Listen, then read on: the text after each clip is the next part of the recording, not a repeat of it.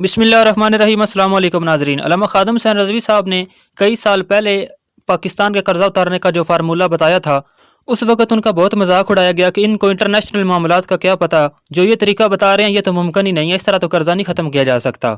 लेकिन और ये मकबूल जान साहब जैसे सीनियर सहाफ़ी ने भी 11 कॉलम लिखे हैं और अपने प्रोग्राम हरफ राज और सवाल जवाब के सेशन में हर जगह पर वो वही तरीका बता रहे हैं जो अल्लामा ख़ादम हुसैन रज़वी साहब ने बताया था। तो क्या अब तो कोई भी नहीं कहेगा कि मकबूल जान साहब को नहीं पता मामलात, क्योंकि वो तो सीनियर सहाफ़ी हैं ना, वो तो सब कुछ जानते हैं। तो अल्लामा ख़ादम हुसैन रज़वी साहब वो कैसे जानते थे वही तरीका जो आज और मकबूल जान साहब इतने सालों बाद बता रहे हैं? वो फार्मूला क्या था? कितने ममालिक ने आज तक उस फार्मूले पर अमल करते हुए कर्जों से निजात हासिल कर ली? और सीनियर सहाफ़ी हारून रशीद साहब ने PTI पर होने वाला क्रैकडाउन और शैलिंग इस पर क्या कहा था कि ये कहाँ से कंट्रोल हो रहा है, ये कहाँ से अडर आ रहे हैं, ये क्यों जुल्म हो रहा है, इस पर भी बात करेंगे। और हारून रशीद साहब की बात का अल्लामा ख़ादम हुसैन रज़वी साहब के कर्ज उतारने वाले फार्मूले से क्या ताल्लुक है, ये सारा कुछ आप इस वीडियो के एंड तक समझ जाएंगे। वीडियो मुकम्मल ज़रूर देखें। साजिद खान ऑफिशियल चैनल को सब्सक्राइब कर लें।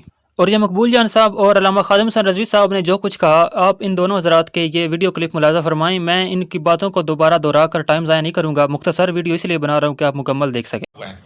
उस कर्जे को दुनिया में बेशुमार मुल्क हैं कि जिन्होंने इनकार किया है। उसके बाद उसके दो तरीके हैं, हमेशा बताया। एक तो यह है कि आप डिफ़ॉल्ट कर दें कि हम नहीं देते।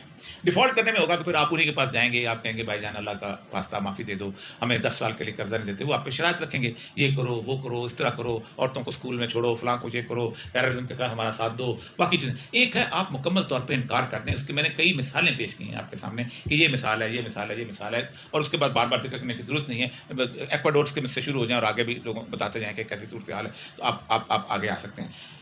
फौरी इनकार बहुत ज़रूरी है, और फौरी इनकार जो है वो कोई बागैरत, बाइज्जत, बावकार लीडरशिप कर सकती है। इमरान खान साहब जब आए थे, मैंने 12 कॉलम लिखे थे कि अल्लाह ने आपको एक मौका दिया है, आप फौरी इनकम। 12 कॉलम लिखे, 17 प्रोग्राम किए थे, 17 प्रोग्राम। ज़ाती तौर पे जाके कहा था कि ये एक रास्ता है, आप करते हैं। या मुकर जाएगा, वो तो हम कहते हैं, वो तो खान साहब को अपने आज़ाद का मसला दिया है, मुकर जाओ। आप सोचे 11 कॉलम में लिखे हैं और कम से कम 50 प्रोग्राम किए होंगे, बताया था ये मुल्क, ये मुल्क, ये मुल्क, ये मुल्क, ये मुल्क। ये जो इमरान खान के जियाले हैं ना, जो इमरान खान को बड़ा समझते हैं कि आंखों में आंखें डालकर, इमरान खान उस मामले में बकरी है। मुफ्त मसला है। पूरी दुनिया ਨੂੰ ਕਹੋ ਭਾਈ ਸੂਦ ਚੂੰਕਿ ਸਾਡੇ ਇਸਲਾਮ ਵਿੱਚ ਜਾਇਜ਼ ਕੋਈ ਨਹੀਂ, ਤੇ ਸੂਦ ਅਸੀਂ ਕੋਈ ਨਹੀਂ ਦੇਣਾ। ਨਿਕਲੋ, ਸੂਦ ਅਸੀਂ ਕੋਈ ਨਾ ਨਹੀਂ ਦੇਣਾ। ਚਲੋ असल पैसे देंगे, लेकिन उस वेले देंगे जिस दिन होंगे। जी तो नाजरीन, दोनों हजरात का बयान आपने सुन लिया। दोनों ने एक ही बात की कि आप इनकार कर दें, आप कहें कि हम नहीं कर्जा अदा कर सकते, हम नहीं दे रहे।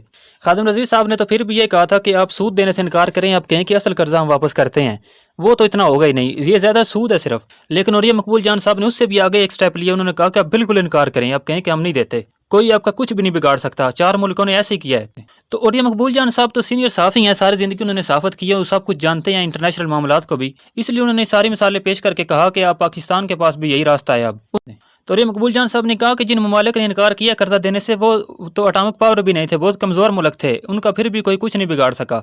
पाकिस्तान तो अटामिक पावर है, आपका कोई कुछ नहीं कर सकता। आप इनकार कर दें देने से, आप कहें कि हम नहीं कर्जा वापस कर सकते। ये भी मुमकिन है कि अल्लामा ख़ादम हुसैन रज़वी साहब इन तमाम इंटरनेशनल मामलात को ना जानते हों कि कैसे मैशत चलती है, क्या चल रहा है, कर्ज़ों से कैसे निजात हासिल मुमकिन है। लेकिन जो उन्होंने अपनी एक सादगी में बात कर दी, उसका मजाक उड़ाया गया। आखिर वो उनको इतने साल पहले कैसे पता था, जो आज एक सीनियर सहाफ़ी वही तरीका बता रहा है इतने सालों बाद? तो इसका सिंपल सा जवाब अल्लामा इकबाल के 2 अशार आपके सामने रखता हूँ कि तकदीर उमम क्या है कोई कुछ कह नहीं सकता, मोमन की फरासत हो तो काफ़ी है इशारा। और दूसरा शेर उनका, न तख्त ताज में न लश्कर सिपाह में है, जो बात मर्द कलंदर की बारगाह में है। तो ये अल्लामा ख़ादम हुसैन रज़वी साहब की एक रूहानी बसीरत थी, आप उनकी एक फरासत मोमिनाना कह सकते हैं कि जो हदीस पाक में फरमाया गया कि मोमिन की फरासत से डरो, वो अल्लाह के नूर से देखता है। तो वो बज़ाहिर तौर पर एक सादा से नज़र आने वाले इंसान अल्लामा ख़ादम रज़वी साहब, उन्होंने वही बात की अपनी एक फरासत से, और वो बात बिल्कुल हकीकत थी। उस वक्त लोगों को इल्म नहीं था कि ये बात हकीकत है, इसलिए लोगों ने उसका मजाक उड़ाया।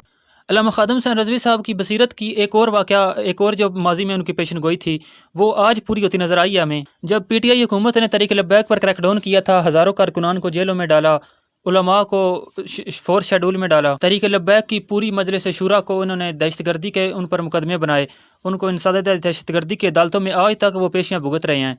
पहली बार PTI हुकूमत ने पाकिस्तान में चादर और 4 दीवारी का तकद्दुस पामाल किया, रातों को घरों पर छापे मारे गए।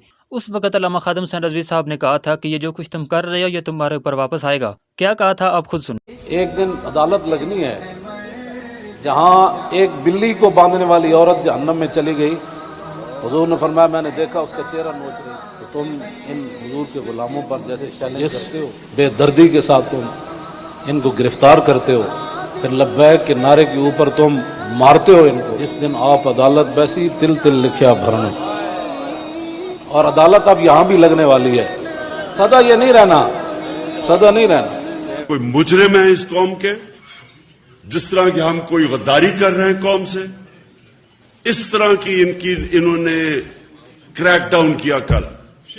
एंड जनाब ऑपरेशन शुरू किया जैसे सब तो बड़े गद्दार लबैक वाले। हाँ जी चलो साढ़े नाल तो तुसी जेड़े ज्यादतियां कीतियां ये दुनिया ते भी तुसी भुगतना है। समझो आपो जुल्म ना करना कोई ते फजा अकबर थी डरना, ते जिस दिन आप अदालत बैसी तिल तिल लिखिया भरना।